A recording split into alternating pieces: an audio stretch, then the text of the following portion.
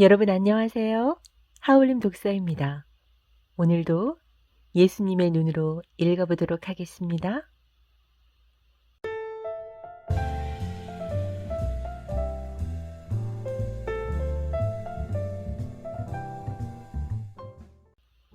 (1996년 6월 29일) 쉴 곳을 찾아야겠습니다, 선생님. 사람들의 요청이 그렇게 많았으니 얼마나 피곤하시겠습니까? 베드로가 걱정스러운 얼굴로 나에게 물었다. 대답을 막 하려는데 멀찍이 떨어져서 한동안 우리를 따라오던 여자가 다가왔다. 주님과 주님 제자들이 오늘 밤 저희 집에 가서 머무르시면 참으로 좋겠습니다. 우리를 초대한 여자는 기대에 찬 표정으로 나를 바라보았다. 저희 집은 방이 여럿 있습니다. 저 여자의 집에 머무르지 마십시오. 아직도 남아있던 사람들 중 몇 사람이 소리쳤다. 저 여자는 로마인에게 몸을 팔아서 돈을 버는 여자입니다. 우리는 저 여자와 상대하지 않습니다.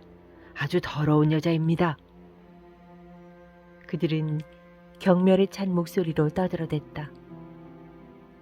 나는 그 여자의 괴로움에 시달린 가슴 속에서 극심한 고통과 지극한 슬픔과 그리고 참으로 많은 사랑을 보았다. 그녀는 동네 사람들한테 받아온 냉대를 또 받게 될까봐 미리 겁을 먹고 돌아서서 가버리려고 했다. 물론 당신 집에 머무르도록 하겠소. 그녀는 가던 걸음을 멈추고 획 돌아서서 내 말이 믿기지 않는 듯 놀란 목소리로 말했다. 정말이십니까? 그렇소. 기쁘게 머무르겠소. 내가 기꺼이 승낙하는 것을 보고 사람들은 할 말을 찾지 못하고 우두커니 서서 서로 쳐다보고만 있었다. 따라오십시오. 여기서 그리 멀지 않습니다. 어쩔 줄을 몰라 하며 그녀가 말했다. 그녀의 집으로 가는 중에 마테오와 유다 타데오가 무엇인가 말할 요량으로 나에게 왔다. 마테오가 먼저 입을 열었다. 선생님, 이렇게 하는 것이 현명한 일인지 모르겠습니다. 동네 사람들이 분개할지도 모르는데 말입니다. 유다 타데오가 말을 이었다. 그렇습니다, 주님. 우리는 문제를 일으키거나 평판이 나빠지는 것을 원치 않으니까요. 지금까지 나를 따라다니면서 너희는 아직도 남이 어떻게 생각할까를 걱정하느냐? 그렇다면 너희는 내가 가르친 것을 아직도 다 배우지 못한 것이다. 사람에 대한 판단은 하느님 말고는 아무도 할 수 없다. 사람이 다른 사람을 판단하려고 할 때는 주로 악의와 증오로 판단을 내리게 된다. 절대로 남을 판단하지 말아라. 그러한 일은 하느님께 맡겨라. 다른 사람을 대할 때는 오직 그들을 도와줄 수 있는 기회만을 생각하고 그들을 하느님께 가까이 데리고 올 수 있는 기회만을 찾도록 하여라. 너희가 그 이외에 다른 것을 한다는 것은 하느님의 뜻을 이루려고 하는 게 아니라 사람의 뜻을 이루고자 하는 것이다. 하느님만이 심판관이시라는 것과 다른 사람이 너희를 어떻게 생각하느냐 하는 것은 중요한 일이 아니라는 것을 잊지 말도록 하여라. 너희의 삶 속에서 하느님의 일을 우선으로 삼아야지 사람의 일을 우선으로 삼으면 안 된다.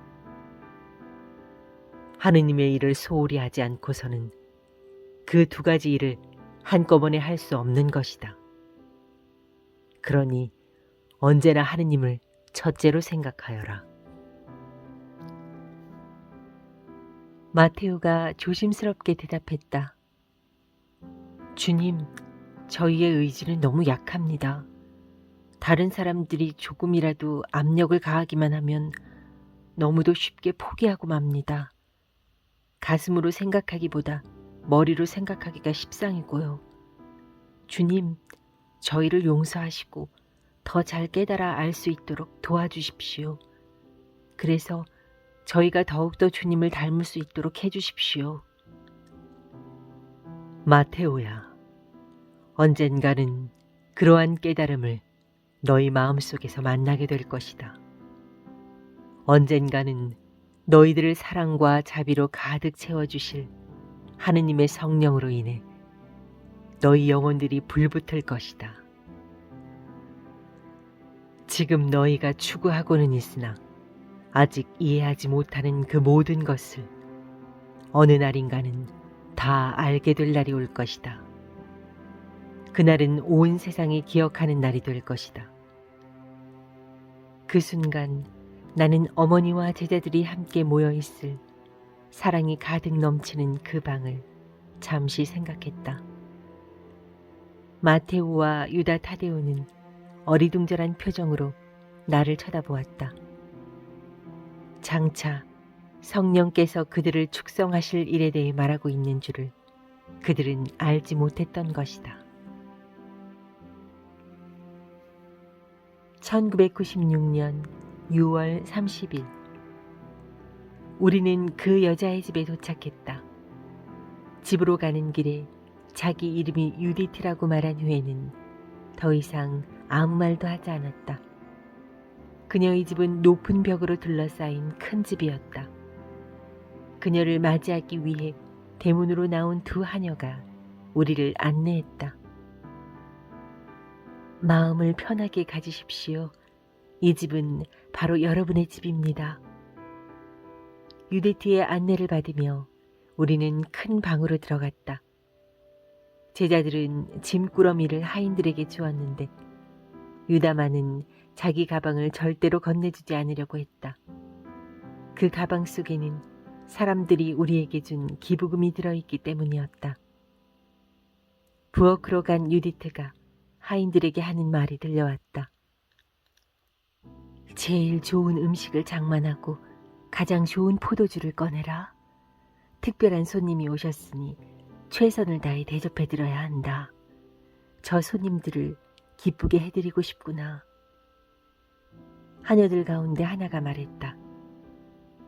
그렇지만 지금 우리는 음식이 조금밖에 안 남아있는 것을 아시잖아요. 머자나 마님은 뭔가를 또 팔아야 청구서를 지불할 수 있을 텐데요. 무엇으로 저분들을 대접해야 할지 모르겠어요.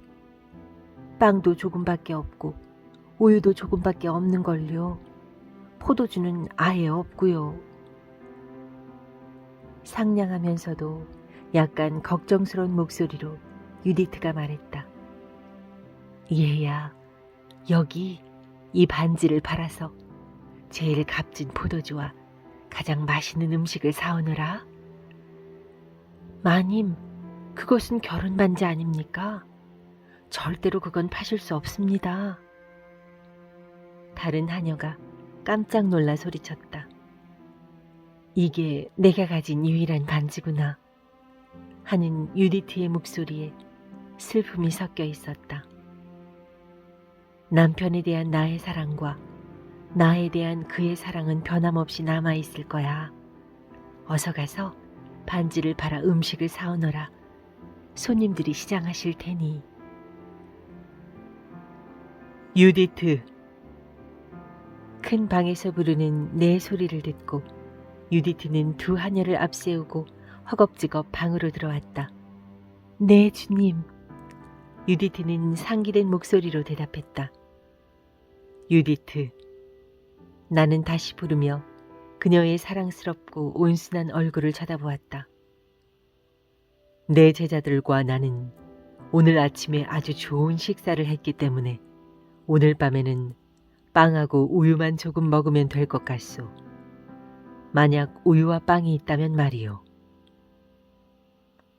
하지만 주님, 유다가 막 입을 열려는데 곁에 있던 베드로가 옆구리를 찌르자 입을 다물었다. 정말 그러셔도 되겠습니까, 예수님? 하며 유디트는 약간 의아해했다. 오늘 그렇게 많은 사람들한테 시달리셨으니 무척 시장하실 것 같은데요. 빵하고 우유면 충분하오. 너무 많이 가지고 올 필요도 없소.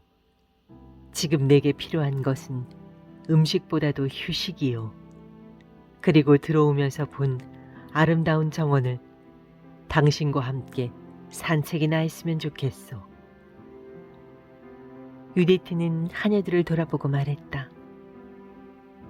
얘들아, 주님께서 말씀하신 대로 빵과 우유를 가져오너라. 우선 먼저 데우기부터 해야겠구나.